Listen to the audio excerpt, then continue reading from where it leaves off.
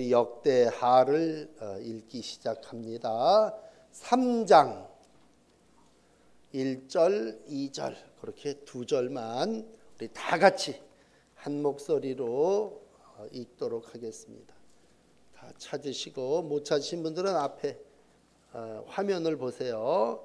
자, 3장 1절 말씀 시작. 솔로몬이 예루살렘 모리아산에 여호와의 전 건축하기를 시작하니 그곳에 전에 여호와께서 다윗에게 나타나신 것이요 여부스 사람 오르난의 타작마당에 다윗이 정한 것이라. 솔로몬이 왕위에 오른 지 넷째 해 둘째 달 둘째 날 건축을 시작하였더라. 아멘. 자, 이와 같이 이제 솔로몬이 왕이 되고 나서 4년이 지난 날 드디어 이제 성전 건축을 시작하게 됩니다. 뭐든지 터가 대단히 중요합니다. 그래서 옛날 우리 어르신들도 터에 대한 여러 가지 말들이 많이 있죠. 오늘 이제 하나님의 성전, 그렇게 다윗이 준비하고 사명을 감당했던 성전을 어느 곳에 세웠느냐 라고 할 때 이 성전의 터가 주는 의미가 아주 큽니다. 오늘 같이 성전 터를 정하신 하나님의 의도를 우리가 같이 이렇게 나누면서 하나님의 교회는 이런 곳이구나, 하나님의 교회는 이런 곳 위에 세워졌구나 라고 하는 깨달음이 있기 바랍니다. 우선 첫째로 오늘 세 가지 얘기예요. 모리아산이었다. 모리아산. 그리고 두 번째는 다윗에게 나타나신 곳이었다. 그리고 그것은 오르난이라고 하는 이의 타작마당이었다. 그렇게 세 가지 1절 말씀에 성전 터가 갖는 상징에 대해서 기록하고 있습니다. 여러분, 모리아산은 잘 아시죠? 모세가 아브라함이 믿음으로 그 아들 이삭을 제물로 드린 곳이 모리아산 아닙니까? 그런데 하나님께서 제물을 막 드려서 헌신하고자 할 때에 여호와 일에 하나님이 나타나셔서 이삭 대신 양을 번제로 드린 곳이 바로 모리아산입니다. 그러므로 어떤 터 위에 세워졌느냐라고 했을 때 첫째는 희생의 터 위에 세워졌습니다.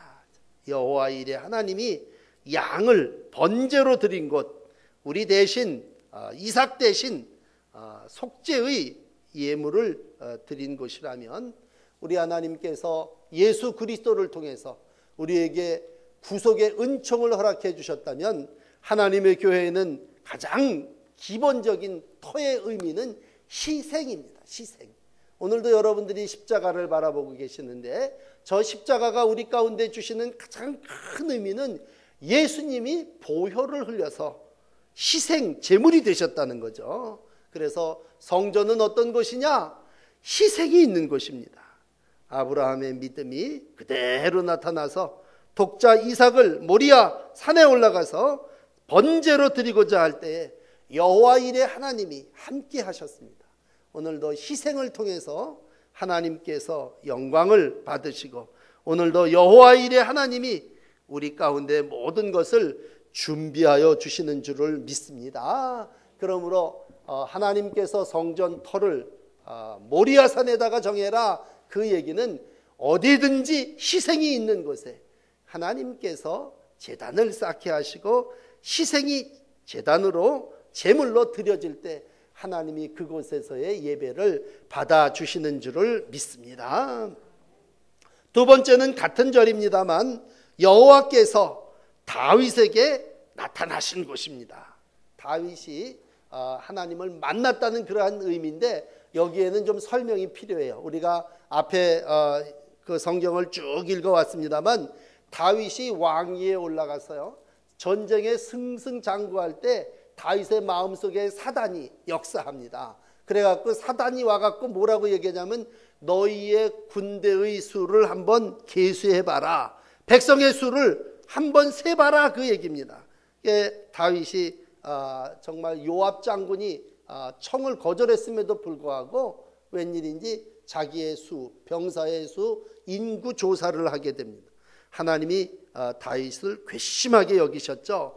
우리가 이 부분에 있어서 이해해야 되는 건 뭐냐면요, 모든 전쟁 또 모든 일은 낮에 설교해 준 대로 다윗이 나중에 고백한 것처럼 하나님께 있고 하나님께서 이기게 하신 건데, 수를 센다고 하는 건 내가 얼만큼 가졌나, 내가 얼만큼 전쟁에 이겼나, 그런 의미라면 하나님께서 이러한 다윗을 책망하시고 사흘 재앙을 내리시고 이 일로 인해서 7만이나 사는 사람들이 희생을 당하게 됩니다.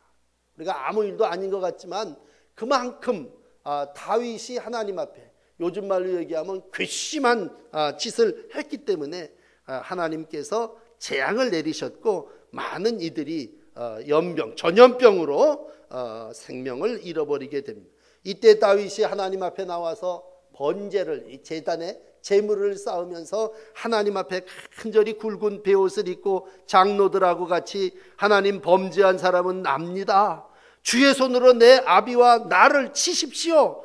더 이상 백성들에게는 재앙을 내리지 마세요. 그리고 정말 회개하는 심정으로 하나님 앞에 기도를 드렸는데, 그때 천사가 나타나서 다윗을 만나주시고, 다윗을 만났다, 그 얘기는 다윗이 회개했다, 그런 말입니다. 그래서 다윗이 그 타작마당에서 하나님 앞에 번제와 화목제를 드렸더니 하늘로부터 불이 내려서 더 이상의 재앙이 없어졌다는 얘기입니다. 그러므로 번제단이 갖는 의미가 첫째라면, 두 번째는 희생제단입니다. 희생이라고 하는 말은 하나님 앞에 나와서 내가 내 모든 것을 드립니다 라고 할 때 뭐까지도? 죄까지도. 그러므로 하나님의 교회의 두 번째 특징은요, 죄의 사함입니다. 여러분, 하나님의 성전에 나와서 무슨 죄를 지었든지 간에 그 제단불을 잡으면 우리 주님이 용서해 주시고, 오늘도 다윗이 죄짓고 하나님을 만난 곳이 어디입니까? 회개한 바로 이곳이다 라고 할 때 하나님은 그곳에다가 여호와의 성전을 짓게 하셨습니다. 우리가 구약에 보면요, 획을 긋는 두 사람이 있습니다. 그건 바로 아브라함과 다윗입니다. 오늘도 아브라함 족보를 쭉 얘기를 하고, 그 다음 다윗의 족보를 쭉 얘기하고, 그 다음에 아브라함과 다윗이 합쳐진 그 족보의 결실이 누구냐? 예수님이시죠. 그러므로 마태복음 1장을 읽으면 마태복음 1장 1절은 이렇게 시작해요. 아브라함과 다윗의 자손 예수 그리스도의 세계다. 그럼 예수 그리스도는 교회의 머리신데, 예수 그리스도는 어디에? 아브라함과 다윗 위에 세워졌다면, 오늘도 하나님은 어디 곳에 예수 그리스도의 성전을 세우시느냐라고 했을 때, 아브라함의 희생이 있는 곳, 다윗의 회개가 있는 곳에 제단을 세워주시는 줄을 믿습니다. 그러므로 오늘 여러분들이 예배하는 이 동이전교회 예배당 어떤 곳이에요? 여기는 번제단입니다. 하나님 앞에 보혈의 피가 흘러서 짐승을 잡아 죽지는 않지만 우리 예수님이 십자가에 못 박혀 돌아가신 귀한 제단이죠. 이 제단은 어떤 제단입니까? 다윗이 죄짓고 와서 하나님 앞에 눈물로 온 백성들 그만 치시고 날 좀 대신 치십시오. 그리고 하나님 앞에 나와서 회개한 그것입니다. 그러므로 여기 하나님의 교회의 터는 어디에? 희생과 용서, 헌신이 있는 곳에 하나님께서 제단을 세워주셨는데, 그것이 마침 어떤 곳이냐? 오늘 결론을 보시면 그것이 바로 오르난의 타작마당이다, 그렇게 얘기하고 있습니다. 성전터는 타작마당에 세워집니다. 여러분, 타작마당 옛날 어르신들은 얼른 생각이 나시고, 마태복음 25장을 읽으면 마지막 심판에 대한 천국의 비유가 3개 나오는데, 그 천국의 비유를 통해서 우리에게 가르쳐 주시는 것은 뭐냐? 그건 바로 타작마당입니다. 타작마당은 어떤 것이에요? 말 그대로 타작하는 것입니다. 타작한다는 건 뭐예요? 알곡과 쭉정이를 구별한다는 거예요. 마지막 하나님이 심판을 하실 때 어떤 일이 일어나느냐? 옛날 분들 이렇게 탈곡지 돌리던 생각을 한다면 또 풍차를 돌려서 이렇게 건불은 저쪽으로 다 보내고 알곡은 땅에 떨어뜨린다면 타작마당은 알곡과 쭉정이를 구별하는, 마태복음 13장에 보면 농부가 가을에 추수할 때 곡식과 가라지를 구별하여 추수꾼에게 말하기를 가라지는 거두어 불사르게 단으로 묶고 곡식은 모아 내 곡간에 넣으라 그랬다면 타작마당은 바로 그런 것이란 말이에요. 여기서 하나님 알곡 성도는 창고에 드리고 건불과 쭉정이와 겨와 같은 거는 저 바깥에 어두운 곳에 가서 태워버린다면 마지막 때에 하나님의 성전의 터는 어디에? 타작마당에. 그러므로 우리의 성전 하나님의 교회는 어떤 곳입니까? 그랬을 때 여기는 심판의 장소예요.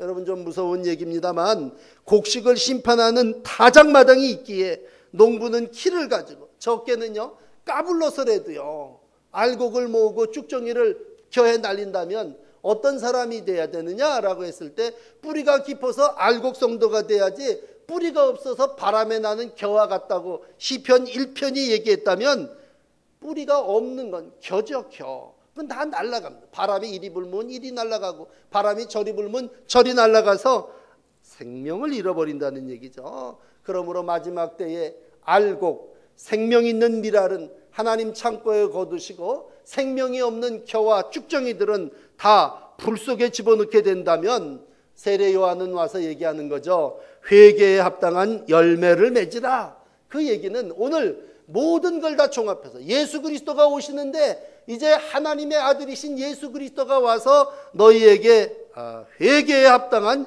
열매를 맺게 하실 거다. 그분은 뭐예요? 심판주로 우리 가운데 오실 거다. 그런 말씀입니다. 그러므로 여러분 마지막 때에 하나님의 성전이 타작마당 터 위에 세워졌음을 기억하십시오. 형제간에 가인과 아벨이 나누어지죠. 형제간에도 에서와 야곱이 나누어지죠. 왕 중에도 사울과 다윗이 나누어지죠. 한 사람이 함께 맷돌질을 하다가도 하나는 들림을 받고 하나는 내어 쫓김을 받는다면 바로 하나님의 교회 안에 들어온 자들과 들어오지 못한 자들이 구별되는 것이 바로 오르난의 타작마당이에요. 마지막에 예를 들어서 마태복음 25장에 천국의 비유가 세 가지 나온다면요, 어떤 최후의 심판에 나온 열 처녀의 비유는 신랑을 맞으러 나간 신부들, 슬기로운 사람 또 슬기롭지 못한 사람 구별을 할 때 누구예요? 기름을 준비한 자와 기름을 준비하지 못한 자 아닙니까? 기름을 준비한 자들은 다 신랑 맞아서 신랑이다 그리고 맞이하지만 문 초커덕 닫혀놓고 나면 기름을 준비하지 못한 자들은, 쭉정이들은, 기름이 마른 자들은 안에 들어오지 못하죠. 아무리 주여 주여 불러도 뭐예요? 천국에 다 들어갈 것이 아니요 다만 하늘에 계신 내 아버지의 뜻대로 행하는 자라야 할 것이다 그랬다면 오늘 다 달란트를 맡겼지만 정말 땅에 묻어든 사람은 하나님의 뜻을 이루지 못한 사람이요 2달란트 5달란트 가진 사람은 착하고 충성된 종아 네가 알곡 신자로 하나님과 함께 거하게 될 거다 그러니 마지막이죠. 양과 염소의 비유를 통해서 이 마태복음 25장은요 천국을 타작마당으로 비유할 때 여기 오른편에 여기 왼편에 양과 염소가 구별될 거라네. 양은 오른편에 염소는 왼편에 내 아버지께로 복받을 자들이여 예비된 나라를 상속해라. 그리고 여기가 오라 그러고 그렇지 못한 자들은 왼편에 가서 버려지고 이를 갈며 슬피 울미 있으리라 그렇게 말씀하지 않습니까? 그게 뭐예요? 마지막 때에 지극히 작은 자에게 행하지 않은 것이 곧 내게 행하지 않은 거다. 주님이 언제 줄이시고 주님이 언제 목마르셨습니까? 그렇게 물을 때 하나님은 오늘도 작은 자에게 행한 섬김과 봉사가 알곡이 되는 거고 그게 달란트가 되는 거고 그것이 오른편에 구별된 자의 모습임을 가르쳐 주시고 있죠. 오늘 이제 하나님의 성전을 어디에 세우느냐라고 할 때 하나님은 모리아 산에 다윗이 회개한 곳에 오늘 오르나니의 타작마당에 세우셨다면 여러분 마지막 때를 살아나가는 성도의 삶이 어떠해야 될까라고 할 때 그건 마지막까지 우리가 회개하고 알곡신자가 되고 어떻게 해서든지 의인의 반열에서는 오른편에 서야 된다고 하는 거죠. 오늘도 주인의 타작마당에서 알곡성도로서 주님의 창고에 들어갈 수 있기를 위해서 예수 그리스도를 전하시고 그리스도의 이러한 터 위에 성전의 터전 위에 굳게 든든하게 세워져서 나가서 모든 사람들을 아브라함의 자손으로 삼기 위해서 행하는 전도의 사명을 잘 감당하는 믿음의 종들이 되시기를 축복합니다. 자, 기도하십시다.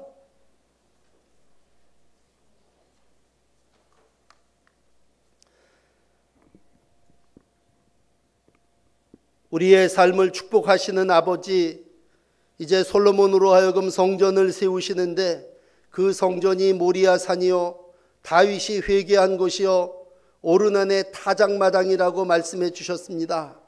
여호와 이레 하나님, 우리 가운데 예비하셔서 우리가 날마다 이곳에서 하나님 앞에 희생과 번제의 제사를 드리게 하여 주옵소서. 우리가 다 예수 그리스도의 이름으로 죄사함 받게 하시고 우리가 회개하여 하나님의 거룩한 나라에 이르게 하여 주시옵소서.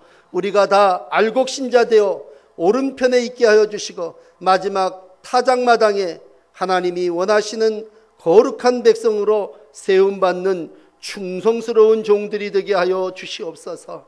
오늘도 하나님 부름받아 우리 선교부원들이 사명을 감당하고자 할 때에 잘했다, 착하고 충성된 종아, 내가 작은 일에 충성하였음에 많은 것으로 내게 맡기리니 주인의 즐거움에 참여할지어다 하신 말씀 듣는 알곡 성도들, 하나님의 귀한 종들이 되게 하여 주옵소서. 여기 하나님의 교회를 세워주셨사오니 주님, 우리의 교회를 통하여 날마다 구원받는 성도들이 늘어나게 하여 주시고 이곳에 나와 회개함으로 주의 이름으로 거듭나는 종들이 더해가게 하여 주시고 십자가 든든히 붙잡고 희생의 제물로 쓰여지는 성도들이 되게 하여 주옵소서. 십자가의 도가 멸망하는 자들에게는 미련한 것이지만 구원을 얻는 우리에게는 하나님의 능력이라고 하셨사오니 십자가 든든히 붙잡고 능력 있는 전도자가 되게 하시고 능력 있는 봉사의 삶을 이루어가도록 축복하여 주시옵소서. 예수 그리스도의 이름으로 간절히 기도드리옵나이다. 아멘.